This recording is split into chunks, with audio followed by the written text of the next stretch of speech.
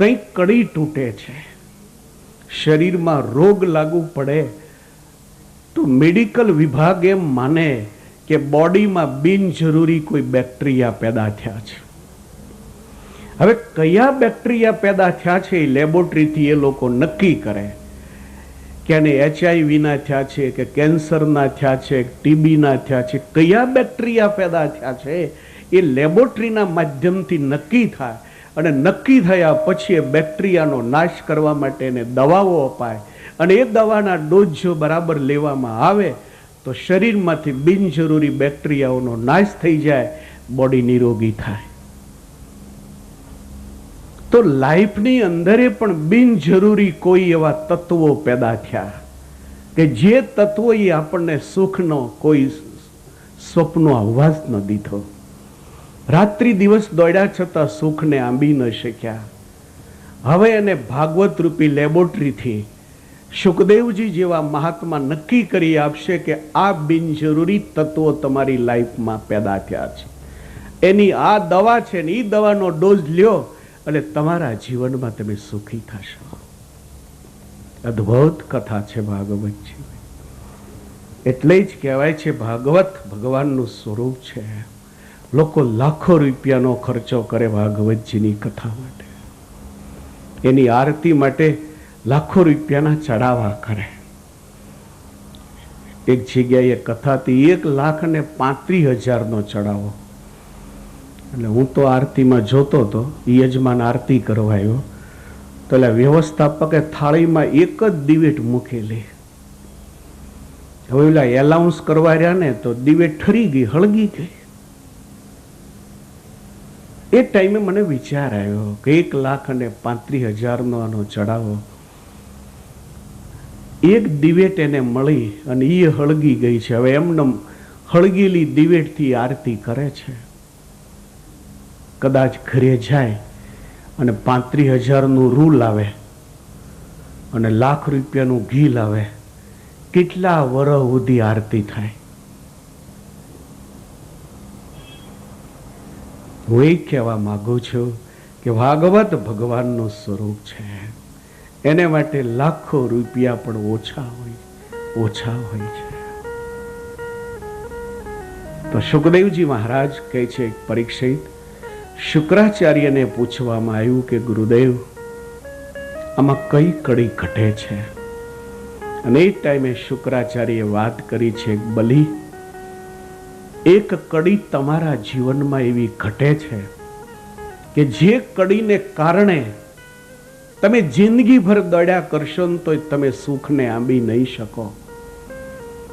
એક કડી તમારા જીવનમાં એવી ઘટી રહી છે કે તમે સારી જિંદગી દોડશો ને તો દુઃખથી તમે દૂર નહીં જઈ શકો.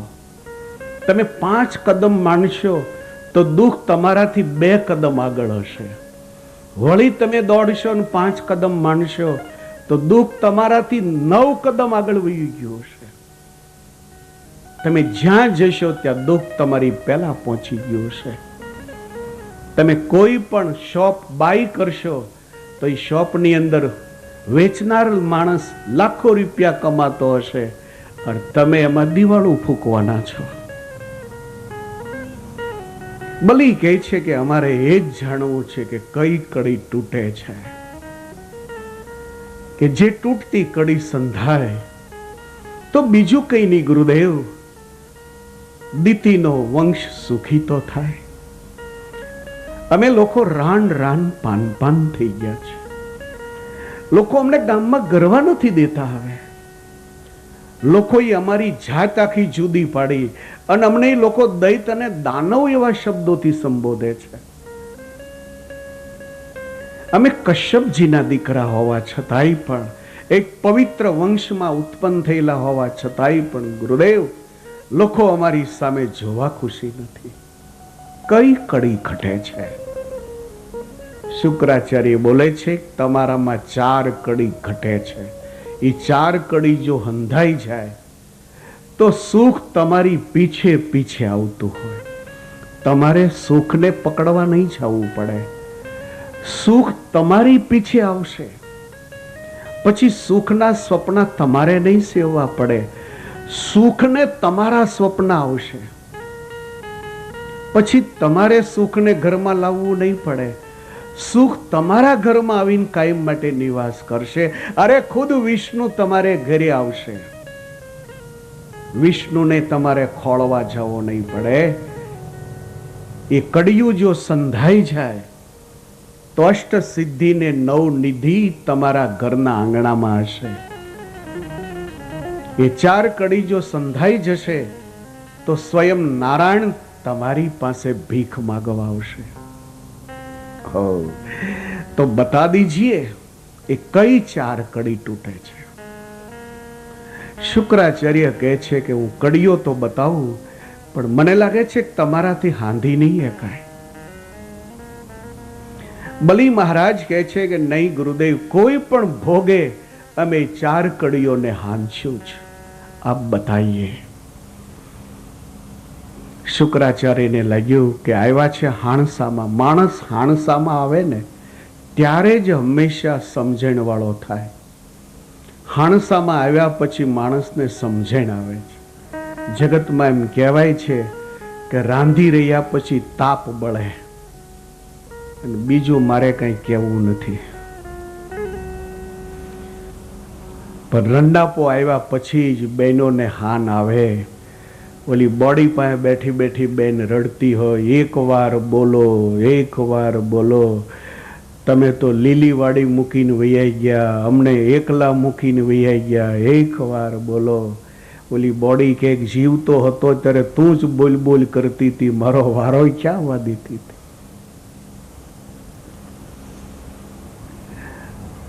માણસ હાણસામાં આવે છે ત્યારે સમજણ વાળો બને છે. એમ કહેવાય છે ગુજરાતી ભાષામાં કે ભટકાણા સિવાય માણસને ભાન નથી થતું. અને એટલે જ આપણે ઘણીક વાર કહેતા હોય કે એને એકવાર અથડાવા દો. એ અથડા હે ને એટલે ડાયો થાય. એ સમજવાથી નહીં થાય ડાયો. અથડાણા પછી ડાયું થવું, એકવાર ભટકાણા પછી ભાન થાય, એકવાર કુદરત હાણસામાં લઈ લે અને પછી ડાયું થવું, એની કરતા સમજીને સીધું થવું એ શું ખોટું છે. બીમાર થયા પછી દવા લેવી એની કરતા બીમાર ન થવાય એ હિતકર નથી લાગતું. પગ ભાંગી ગયા પછી આંખ ઉઘાડવી એની કરતા આંખ ઉઘાડીને હાલીએ તો કોઈ ખાડામાં તો ન પડીએ. પણ આપણને એમ થાય કે ભલે પગ ભાંગી જતો, ગામમાં દવાખાના ઘણાય છે. શુક્રાચાર્યને લાગ્યું કે આ લોકો કડી હાંચે ખરા, કારણ કે બરોબર હાણસામાં આવ્યા છે. સાપ અને માણસ, સાપ દરમાં જાય ને ત્યારે સીધો થાય, બાકી વાંકો જ હાલે. અને માણસ એ જ્યારે સંકટના હાણસામાં આવે ને ત્યારે સીધો થઈ જાય. પછી એમ કે સ્વામી આવે ને ત્યારે મને બોલાવજો ને તમે. હા, મંદિરે જાઓ તો મને કહેજો તમે પાછા, હું આવીશ સત્સંગમાં. બોલો હાણસામાં આવ્યો. એ ઓપરેશન થિયેટરમાં ઉપાડે એટલે બાધાઓ ચાલુ થઈ જાય. હે ઉમૈયાજી, હે પાવાગઢવાળી, હે બહુચરાજી, નાળિયેર વધેર્યા સિવાય પાણી નહીં પીવું, 9 દીવા કર્યા સિવાય ઘરે નહીં જાઓ. હવે તને બધું યાદ આવ્યું. બાકી તો ચોરે બેઠો બેઠો તમાકુ ચોળ્યા જ કરતો હતો, ખાયા. બીડી પછી બીડી હળગાવ્યા જ કરતો હતો. કોઈ તને કહેતો કે આવને ભાઈ કથા ચાલુ થઈ છે, ભગવાનના લીલા ચરિત્ર ગવાય છે, તો ડાપણની વાતો કરતો હતો કે આપણે ધર્મ બ્રહ્મમાં કઈ માનતા જ નથી. મન ચોખ્ખું તો કથરોટમાં ગંગા કહેવાય છે. ફિલોસોફીની તું વાતો કરતો હતો. માણસને એક જનરલ પ્રકૃતિ છે કે જે દિવસે સાણસામાં આવે છે તે દિવસે સીધો થાય. તો શુક્રાચાર્યને લાગ્યું કે આ લોકો બરાબર સાણસામાં આવ્યા છે, એટલે તૂટતી 4 કડી છે એ બરાબર સાંજે ખરા. આપ યાદ રાખજો આ 4 કડીઓ.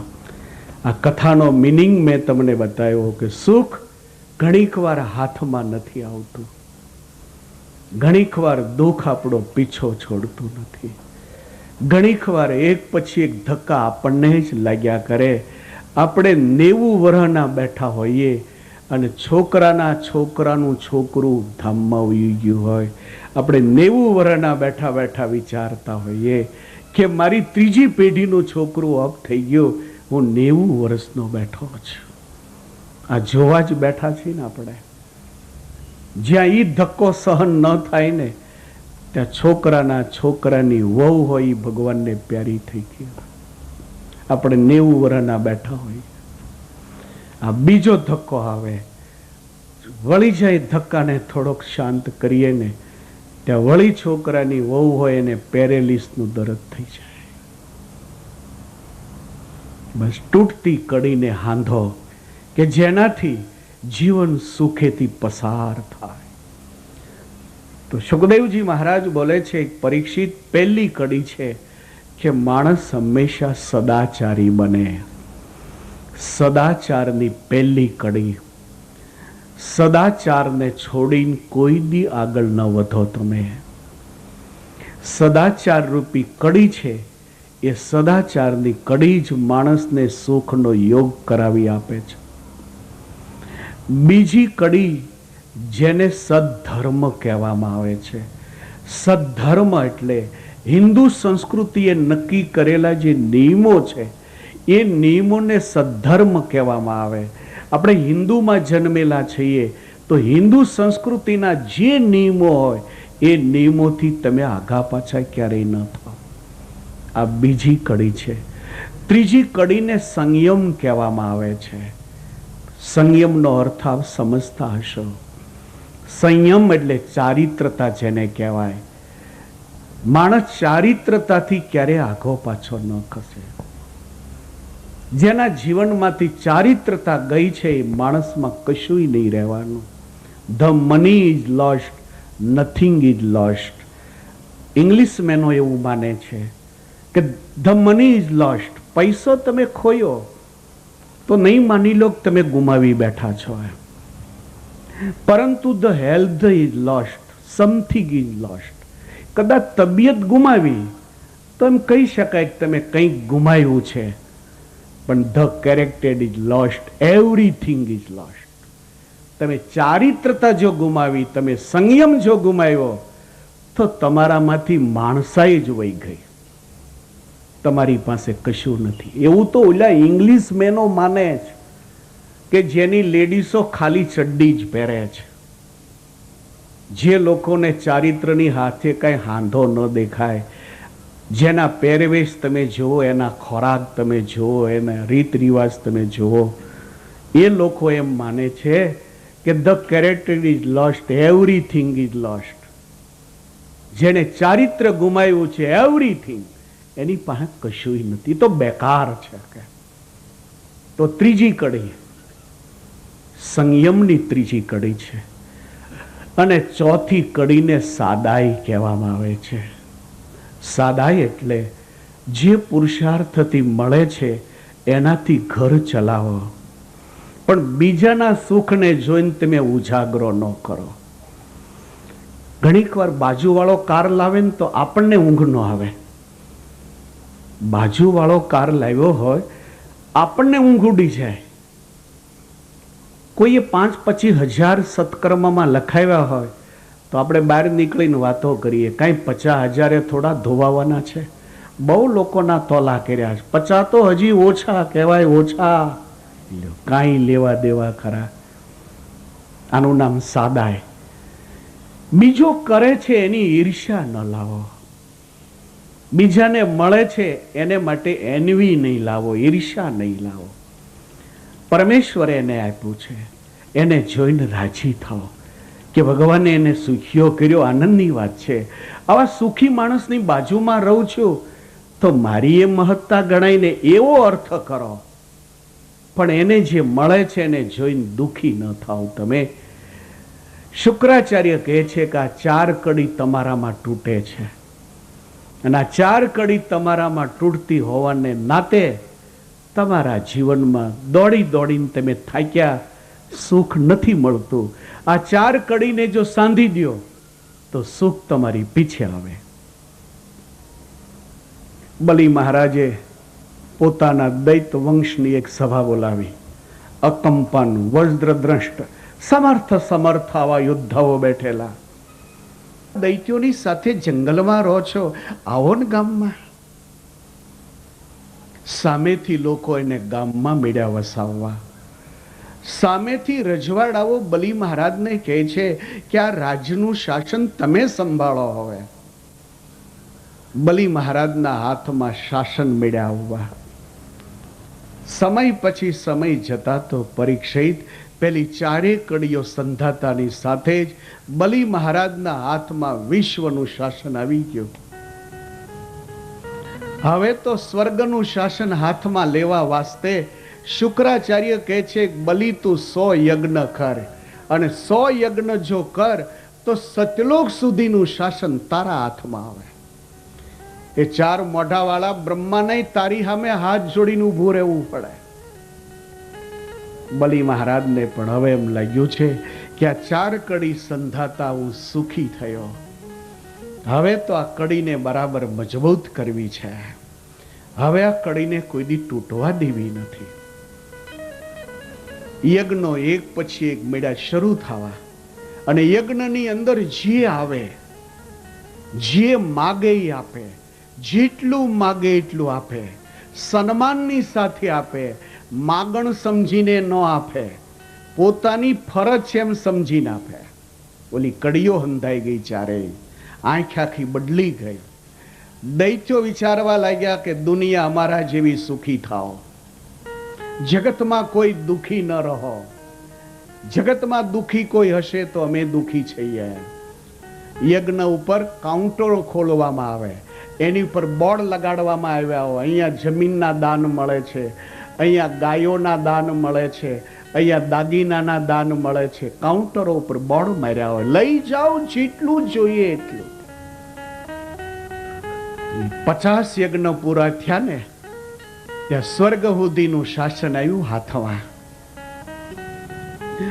દેવો ગભરાણા મરી ગયા. તો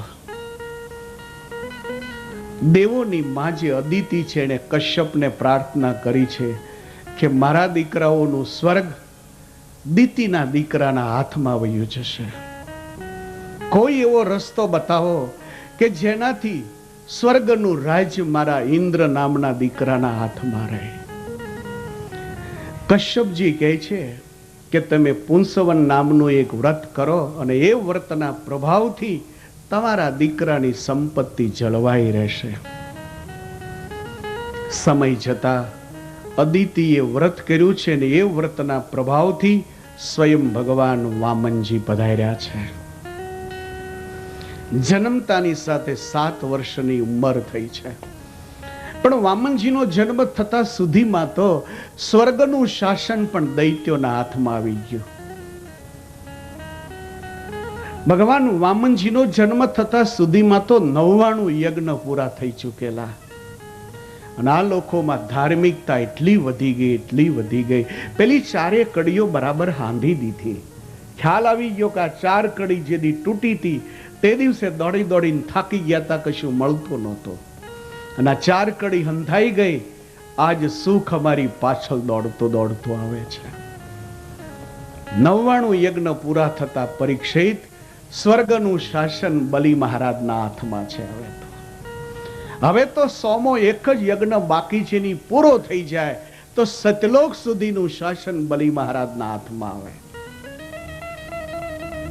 જ્યાં અત્યારે ભરૂચ છે, નર્મદા નદી કે તટ પર 100મા યજ્ઞનો ત્યાં પ્રારંભ કર્યો છે. વિશ્વના લોકોને એમાં આમંત્રણ આપવામાં આવ્યું છે. હજારો કાઉન્ટર ખોલવામાં આવ્યા છે, અને કાઉન્ટર ઉપર જનરલ એક બોર્ડ મારવામાં આવ્યું છે કે જેને જે જોઈએ એ અહીંયાથી મેળવી શકાય છે. હજારો લોકો આવે. કોઈ જમીનના દસ્તાવેજ લઈ જાય, કોઈ ગાયો લઈ જાય, કોઈ હાઉસ, કોઈ એમ કે મારે આ સિટીમાં હાઉસ જોતી, તરત ત્યાં દસ્તાવેજ ને ત્યાં આપવામાં આવે. પરીક્ષિત એ સમયે ભગવાન વામનજી પધાર્યા. વામનજીને કશ્યપજી કહે છે, પ્રભુ, માં અદિતિની ઈચ્છા છે કે મારા દેવ દીકરાને સ્વર્ગ છે એ પાછું મળો. એમ વામનજી કહે છે બડી મુશ્કેલી હો ગઈ. ભગવાન કહે છે કે દૈત્યોની 4 કડી હંધાઈ ગઈ છે ને, એટલે દૈત્યોના હાથમાં સ્વર્ગનું સુખ ગયું. હવે તો એની પાસે ભીખમાં માગવું, જો મળે તો સ્વર્ગ દેવને આપી શકાય. બાકી દૈત્યોની કડીઓ જ્યાં સુધી હંધાયેલી છે ત્યાં સુધી એનું સુખ હું ન ઓછું કરી શકું.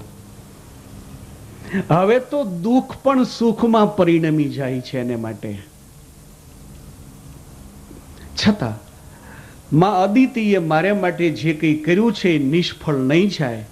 હું ત્યાં બલીને ત્યાં જાઉં છું અને યજ્ઞની અંદરથી ભિક્ષામાં જે કંઈ મળશે એ લઈને હું દેવોને અર્પણ કરીશ. દેવો સુખી થશે. પરીક્ષિત ભગવાન આજ ભીખ માગવા માટે બલી મહારાજ કે ગેટ પર. આપને સમજાય છે ને? 4 કડીઓ. પહેલી કડી સદાચાર, બીજી કડી સદ્ધર્મ, ત્રીજી કડી સંયમ અને ચોથી કડી સાદાઈ. આ 4 લખી રાખજો તમે. કદાચ આમાંથી કોઈ કડી જો તૂટતી હોય ને તો બરાબર મજબૂત કરજો. આ દવા બતાવી ભાગવતે. પણ આપણી ઘણીક વાર પ્રકૃતિ એવી છે કે મફત્યું મળતું હોય ને એની કિંમત કોઈ દી આપણે નથી કરતા. તમે ખાસ માર્કિંગ કરજો.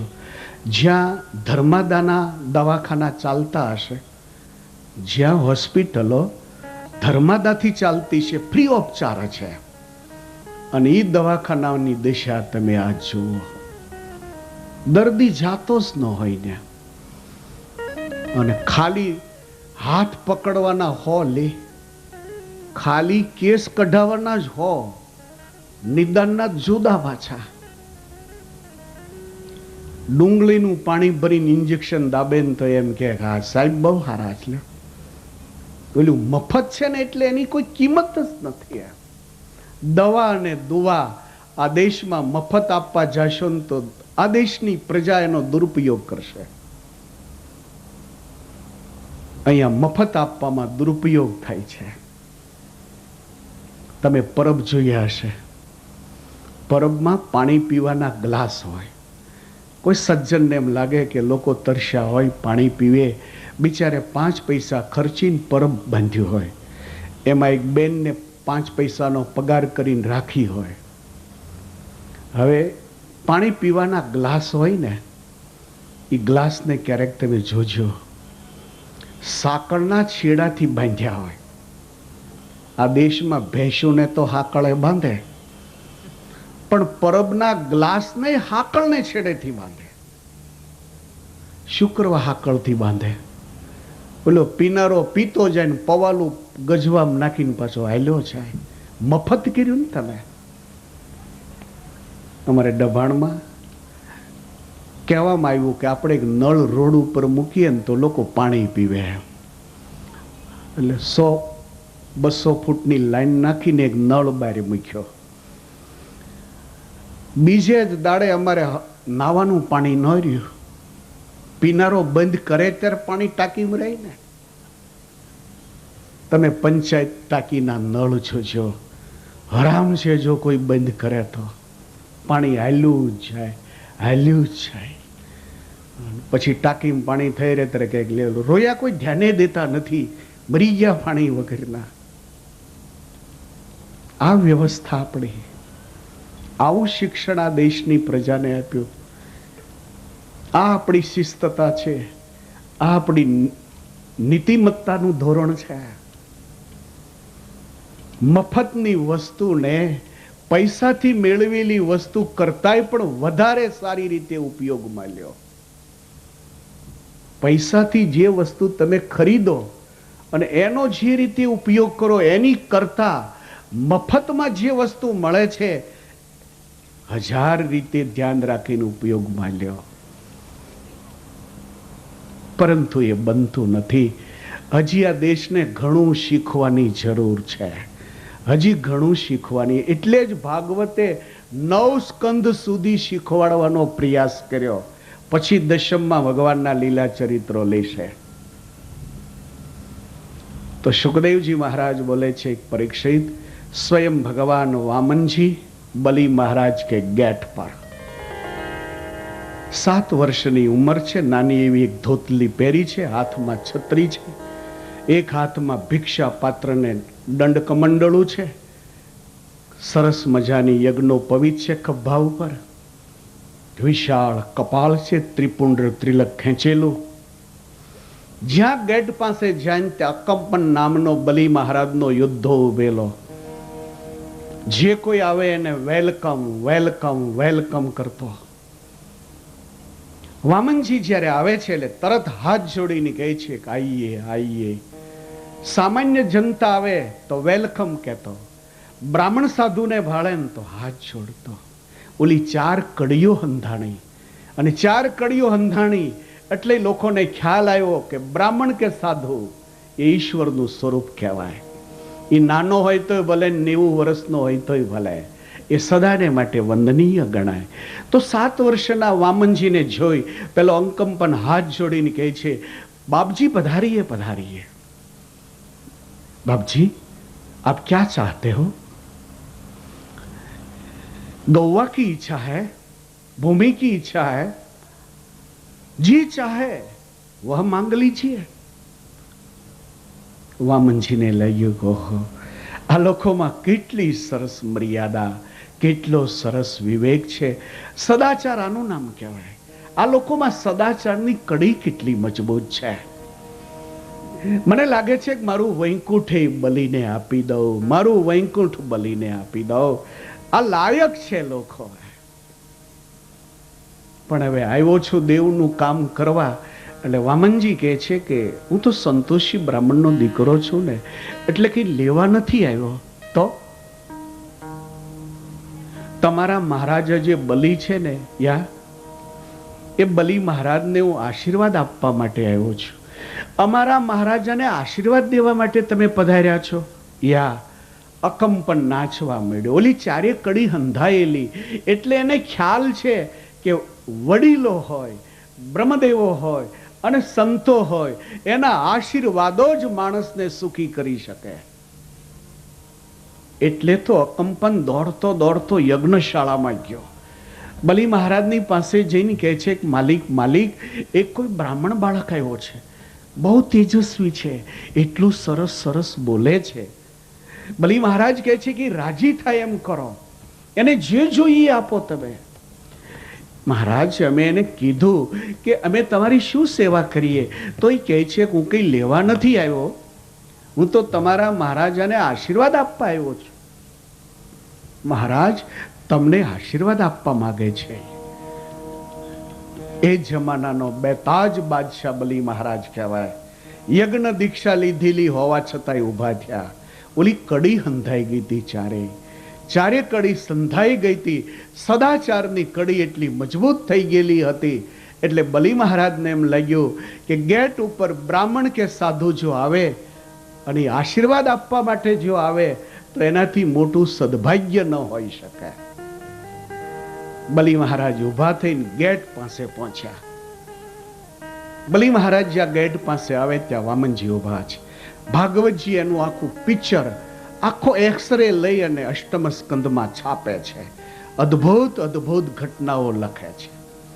ભાગવતજી એમ કહે છે, સ્વાગતમ તે નમસ્તુભ્યમ બ્રહ્મન કિમ કરવામતે. સ્વાગતમ તે નમસ્તુભ્યમ બ્રહ્મન કિમ કરવામતે. પહેલા તો નમસ્કાર કર્યા. ક્યાં બલી મહારાજ, ક્યાં 7 વર્ષનો બ્રાહ્મણ બાળક. આપણે તો હામુય ન જોઈએ, હામુય. આપણામાં સદાચારની મોટી કડી તૂટે છે. આ તો 7 વર્ષના હતા, 70 વર્ષનો હોય ને તો એમ મને ભિખારા હેલ્યા જ આવે. આવા તો આપણી ભાષા બહુ ખરાબ છે. એશિયન પ્રજાની ભાષા બહુ રફ ભાષા હોય છે. તમે વિશ્વની પ્રજાની ભાષા જોજો. એ 5 જણા બેઠા હશે ને, એ બોલતા હશે ને તો બાજુમાં આપણને અવાજ નહીં આવે. બાજુનાને ક્યાંય પણ ડિસ્ટર્બ થાય એવું કોઈ દિવસ નહીં કરે. અને આપણે 5 જણા બેઠા હોય ને તો મા બાપ, અડધો કિલોમીટર સુધી આપણો દેકારો સંભળાતો હોય. આ આપણી પ્રકૃતિ છે. ઇન્ડિયન પ્રકૃતિની ભાષા તમે જો, એકદમ રફ ભાષા આપણી.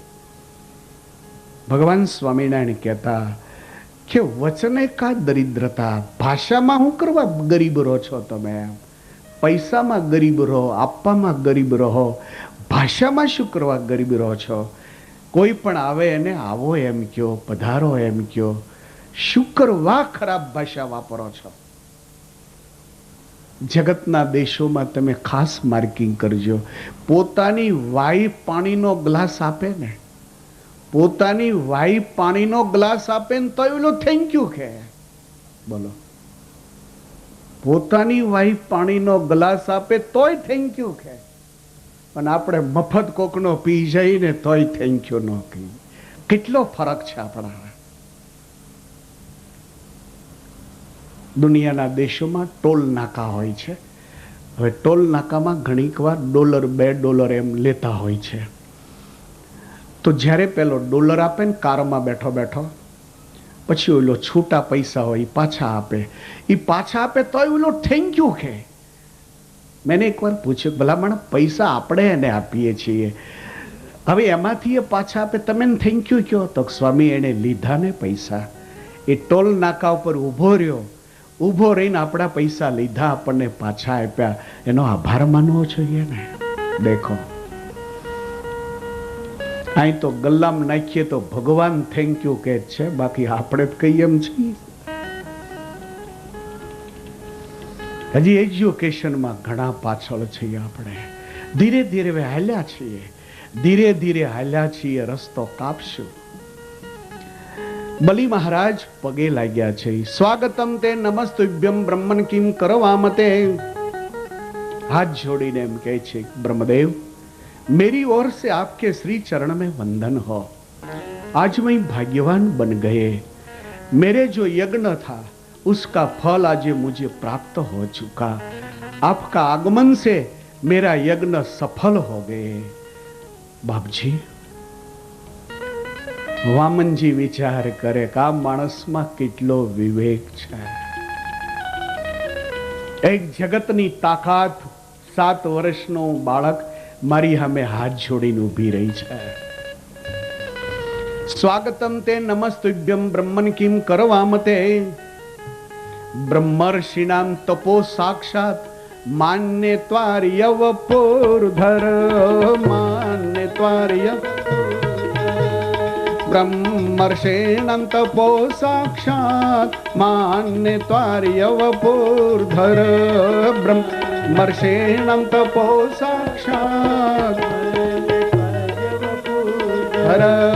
ब्रह्मर्षेणं तपो साक्षात् मान्य त्वार्यव पूर्धर. ब्रह्मर्षेणं तपो साक्षात् मान्य त्वार्यव पूर्धर. मान्य त्वार्यव पूर्धर. स्वागतम ते नमस्तुभ्यम ब्रह्मन किम करवामते.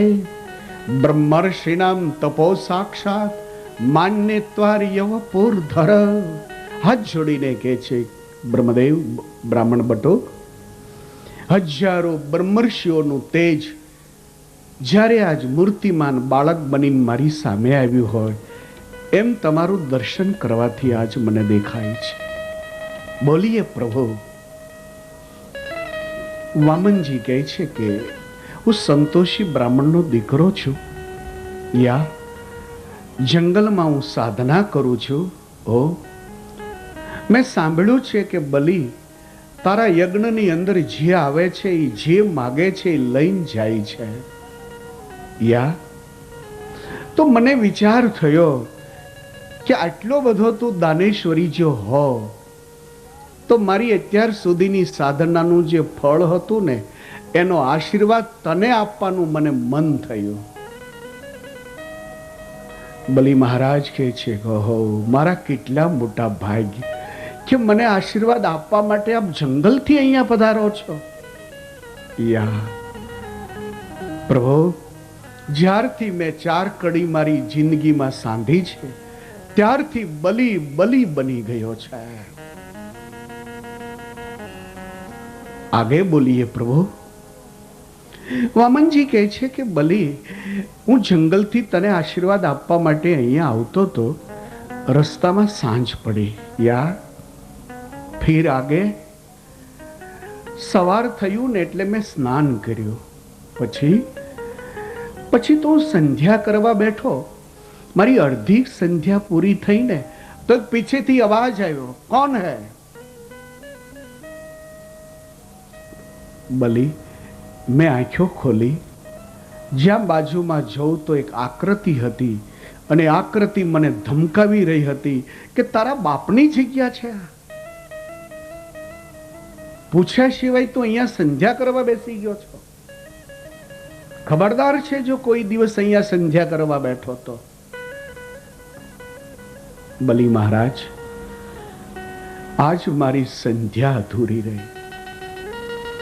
એટલે કોઈ ઈચ્છા માગવાની તો નથી, પણ તસ્માત તત્વમ મહિમીષદ વૃણેહમ વરદર્ષભ.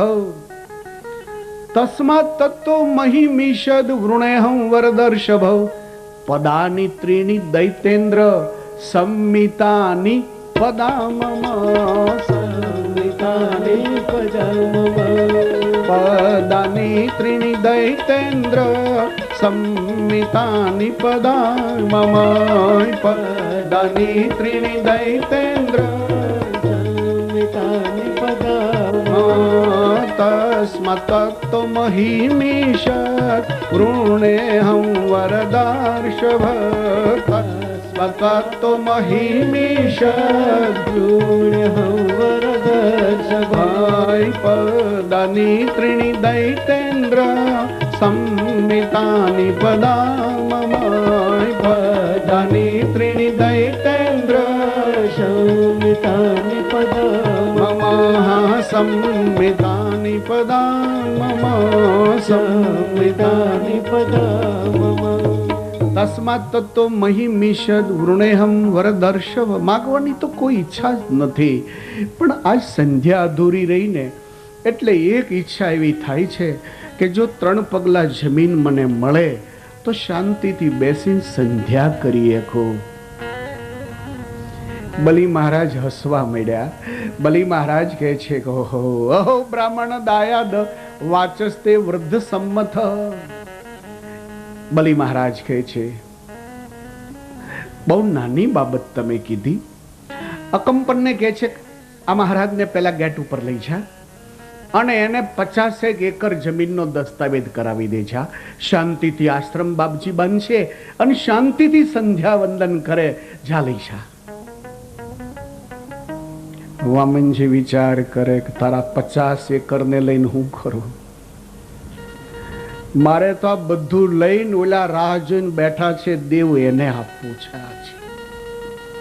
આજ ઈશ્વર ખાલી દેખાય છે. હા, 4 કડી જેના જીવનમાં સંધાય છે એના જીવનમાં પછી ઈશ્વર પણ ત્યાં આવશે. જીવન સુખથી સભર થશે. કોઈ ધક્કા પછી વાગશે નહીં. તમારા જીવનમાં સુખી સુખી થવાશે. સુખદેવજી બોલે છે એક પરીક્ષિત, વામનજી એમ કહે છે કે હું તો સંતોષી બ્રાહ્મણનો દીકરો છું. 50 એકર જમીનને શું કરો? બસ મારે તો 3 પગલા જમીન હોય ને તો બેસીને સંધ્યા કરો. બલી મહારાજ કહે છે પણ મહારાજ અહીંયા એકરથી ઓછી જમીનનો દસ્તાવેજ નથી થતો. અહીંયા કમસે કમ એકર જમીનનો દસ્તાવેજ થાય છે, તો આપ 1 એકર તો સ્વીકારીએ. વામનજી કે મરી જાઉં તો અહીંયા આવવાનો ધક્કો નકામો થાય. બોલે છે નહીં નહીં નહીં નહીં, એકરને મારે શું જરૂર છે? બસ મારે તો મારા 3 પગલા જમીન કાફી. અહો બ્રાહ્મણ દાયદ વાચસ્તે વૃદ્ધ સંમત.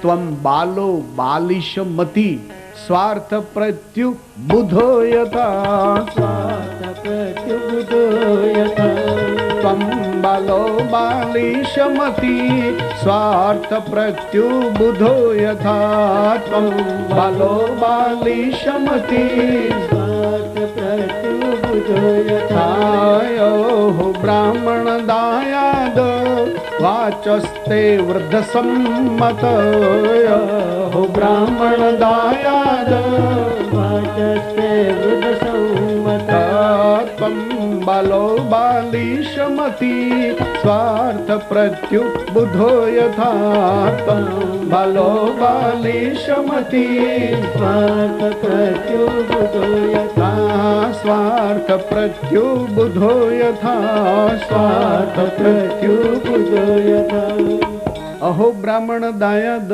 वाचस्ते वृद्ध सम्मत। બલી મહારાજ કહે છે કે જોવામાં તો બાળક લાગો છો પણ બોલવામાં તો કોઈ 80 વર્ષનો વૃદ્ધ પુરુષ બોલતો હોય એવી ભાષા બોલો છો। પણ બટુકજી એક વાત કહું કે પોતાના સ્વાર્થની અંદર આ દેશનો માણસ અબૂધ હોય એવું હજી સુધી મને જાણવા નહીં મળ્યું। બલી મહારાજ એમ કહે છે કે પોતાના સ્વાર્થને સિદ્ધ કરવામાં ભારતનો માણસ ભૂલ ખાય એવું હજી સુધી મને જોવા નથી મળ્યું। ભારતનો માણસ પોતાના સ્વાર્થમાં બહુ બુદ્ધિશાળી હોય છે અને એમાંય પાછું ગુજરાતનું બ્રેન તો ભગવાને કોઈ જુદી ફેક્ટરીમાં જ બનાવ્યું છે। ગુજરાતીનું બ્રેન જોવો તો તમને ખ્યાલ આવે। હું તમને એક સેમ્પલ બતાવું કે ગુજરાતી બ્રેન કેવું હોય છે। સહેજે પૈસો કમાઈ તો વિશ્વના છેડામાં જોવો ગુજરાતી બધે બોસ થઈને ફરતો હશે। કોક જ કઠણાઈ વાળો હોય ને તે નોકરી કરતો હશે, બાકી બોસ જ હોય। એ સરસ ટેરેલિનનો લેંગો જબ્બો પહેરતો હોય, એની વાઈફને હાડી હારી હોય, એક બે ચેન હોનાના હોય। ગુજરાતી માથું જ એવું છે, બિંદેશ માથું કહેવાય ગુજરાતીનું। પણ 4 કડી તૂટતી દેખાય, 4 કડી જેને હંધાઈ જાય એ ગુજરાતીની આગળ તો ભગવાન આધીન થઈ જાય। અમારો દ્વારકેશ યુપીમાં પ્રગટ્યો પણ આવ્યો તો ગુજરાતમાં રહેવા, એ દ્વારકામાં રહેવા આવ્યો હતો। ભગવાન સ્વામિનારાયણ પ્રગટ્યા છે યુપીમાં છપૈયામાં, પણ યુપીને છોડીને ભગવાન સહજાન સ્વામી આવ્યા છે ગુજરાતમાં રહેવા। ગુજરાત તો સતી સિંહ એની તો એક માઈન કહેવાય છે। અહીંયાની ભૂમિમાં સંતો જન્મે છે, સંતો જન્મે છે। ગીરના સિંહ વખણાય અને ગુજરાતની માતાઓ વખણાય છે। ચંદન હૈ जिस देश की मिट्टी, વિદેશના લોકો એમ કહે છે કે ગુજરાતની જે માટી છે એ તો ચંદન કરતાય પણ વધારે પવિત્ર છે। ચંદન હૈ जिस देश की मिट्टी, તપોભૂમિ હર ગાંવ હૈ। અમારે ગુજરાતનું એક એક ગામડું છે તો તપોભૂમિ આશ્રમ કહેવાય। અને એમાંય સૌરાષ્ટ્ર એમ કહેવાતો, એકવાર સૌરાષ્ટ્રમાં ભગવાન ભૂલો પડ, એકવાર અમારી મહેમાન ગતિ કર તો તને સ્વર્ગ ભૂલાવું શામળા, તને તમારું વૈકુંઠ ધામ ભૂલાવી દઉં। અને ખરેખર